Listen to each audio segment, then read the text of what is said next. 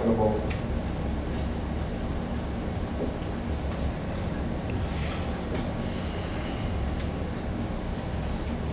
The work that Noble Drew Ali was doing was between 1913 and 1929, right?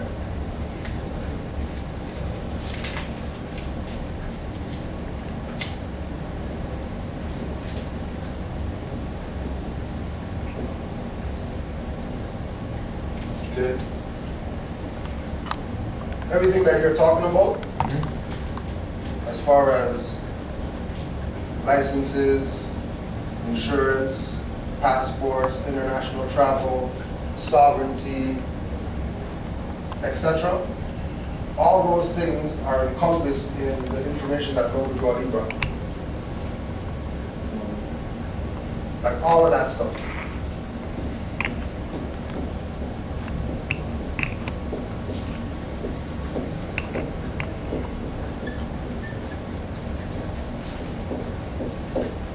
Right? Prophet Noble Drew Ali.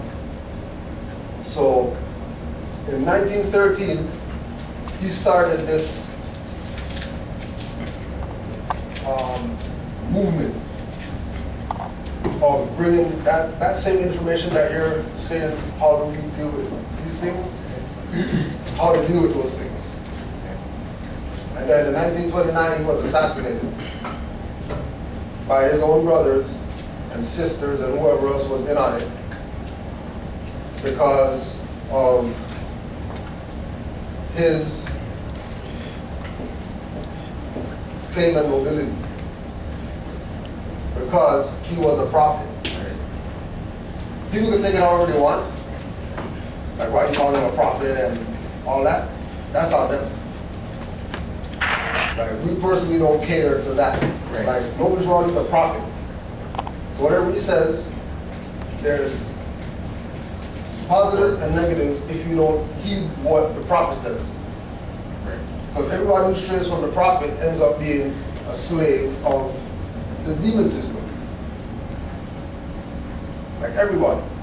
Once you go against the prophets, once you go against the things that the ones who were chosen by the higher power to come and tell you that it's time for you to change or whatever, and it's time for you to follow this way of, they stray from that.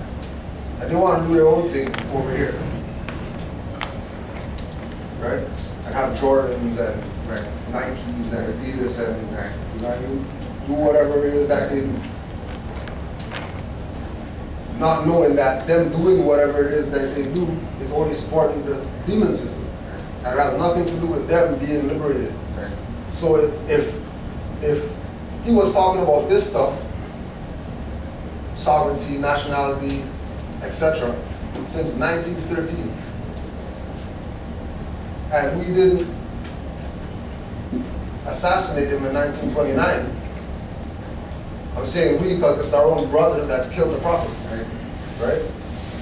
Then we would be further along with these things that he's talking about. But because we chose to assassinate him because of his prophethood, just like they did to Yahshua, just like they did to Gandhi, just like they did to El Hajj, just like they did to Khalid Muhammad, just like they did to Michael Jackson, Biggie Smalls, Tupac, all of them. Kill that nigger, because he's gonna influence these people. Like just kill that dude, right? Just kill that guy. Right? So in 1930 is when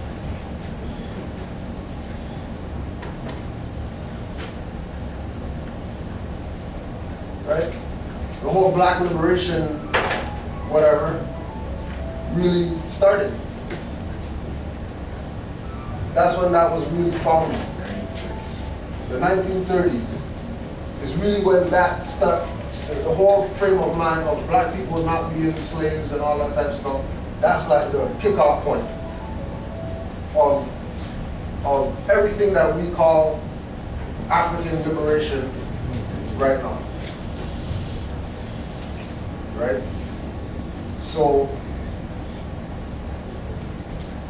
if we continued on the Prophet's program, we would be where we have our own passports and our own licenses and our own license plates and our own community center that we can go to, and our own metro hall and our own city hall and our own parliament building and all that. Right? But because somebody came in and they said, okay, you know what, we don't want none of this. Right? Now the reason why 1928 is important is because in 1928 there was something called Pan-American Conference. And you could research Pan-American Conference and find out how many of those that they had. And that they still continue to have to this day in 2000s. And in the 1928 one, Prophet Mujawali went to it. And then he received the mandate for the land back. Because the Europeans, who are the quote-unquote discoverers of this land, were only here on a lease. And when the lease is up, it's time for you to move out your stuff and go find some other place to lease. Or go back home where you came from. So when he got the mandate back in 1928, it was only logical for them to assassinate him in 1929 by paying off people in his own thing to murder him. And then in 1930, they get some more agents to come and say that they're the reincarnation of Mujawali and that they're God and Allah and all this stuff, and found all these different groups and organizations, and now that's what we're supposed to follow going into. When everything that those guys are doing came out of this. I don't care what it is. Like whatever it is that they claim that they're doing. As far as black, African, Kemetic, Kushite, whatever information that people need in order to know thyself and all that. All of that stuff is absent of Mujawali.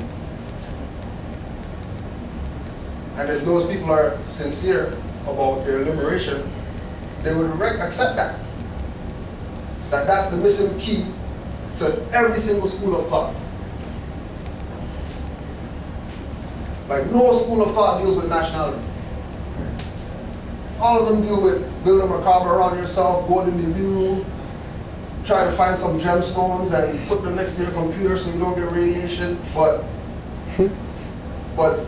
what's that doing for you if you can't go to the store and you're paying taxes in your own land? To some people who are foreigners to this land, they're not even from here, and they admit that they're not from here. Like they say out of their mouth, we're not from here, but they're going to tax us. Yeah.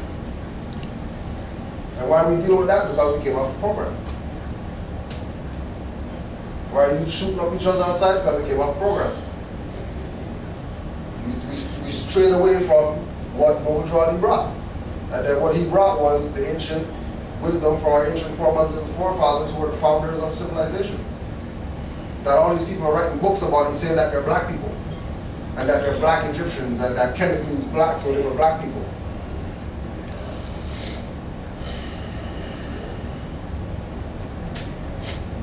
But then when Dr. Sebi says that, well, you know, it's not really melanin, it's carbon, they don't want to hear that. They want to still say I'm black, instead of saying that they're the carbon beings. And whether you put it on paper or whether you say it out of your mouth, if there's another party that's listening, that's a contract. So you better know what you're talking about when you say stuff. Because if you don't know what you're talking about, you're going to contract yourself and then get mad when they start abusing you for the contract that you just put yourself in. Just by saying, I'm going to go drink from that fountain that says black on it. When there's a river right over there. You can have all the water that you want, buckets and buckets and buckets of water. But you want to drink from that fountain, and then you want to sit in this seat because, well, this seat says the colored seat. So we want to sit here because my skin's brown, and that means I'm colored. But in law, color means fraud, and fake, and artificial, and fictitious. And what they did was they colored Noble Drew Ali with Elijah Muhammad, Fard Muhammad, Malachi York, like Dr. Ben, Chancellor Williams, whoever's not talking about Moors, whoever's talking about the black people, or the African people, or the whatever, like those people are agents. Directly or indirectly, but they're agents. You know, we still love them. They're our brothers and sisters, but really and truly, y'all are agents.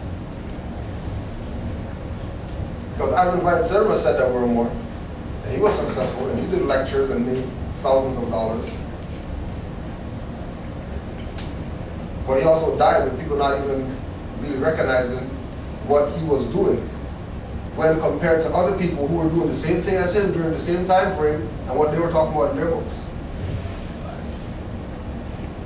The only thing Ivan Van Serma did was wrong was he didn't speak from Moors from a first party perspective. He talked about Moors like the Moors, instead of in his book saying we. Right? But you say black person, that's the way that we're black people. We're African, we're Kemetic, and we're Kushite, and we're Ethiopian, and we're all these things, but when they say we're Moors now, the Moors are Arabs. Okay, well, Arabs are us, so you're still Moors. You got a fez, whether you have extensions, fake nails, or whatever. Once you have carbon, you're a Moor. And that's just how it goes. And then if you're a Moor, you're supposed to be doing certain things, and there's a guideline of how you're supposed to carry yourself. Because that's a huge responsibility, being the founder of civilizations. So we can't even talk about licenses and stuff like that if we don't even know what Noble Drew Ali is. It doesn't make sense talking about license. Right. If you don't know what Noble Drew Ali is, then you don't know any of this information. You're just trying to get out of something. Because you got a letter from Canada Revenue Agency saying you owe $20 million. And you heard that, well, somebody told you, you should go talk to those Moors guys. Because those guys know how to write a letter, and then if you write a letter, they're gonna discharge your debts. But nothing doesn't go like that. So the real deal is knowing what part of Noble Drew Ali taught. And all the other information is good, nothing's not wrong with it, it's beautiful to get all this information. But this is the missing key. And only people who gravitate to this information will recognize really what Noble Drew Ali brought. When we talk about nationality and we're Moors and not identifying yourself as Negro, Black, and colored, because those are slave labels. And then a slave is a ward, which is a child, which is property of a parent. And what corporations are, and how corporations really maneuver. The amount of information that was supposed to be given to the people by following this program, we wouldn't have any problems right now. We would have no problems whatsoever. Everything would be in balance and in harmony with nature. But we chose to follow the agents. And then when the agents die or whatever, don't even call them on their agent stuff that they did. Continue revering them and putting them on pedestals. When they're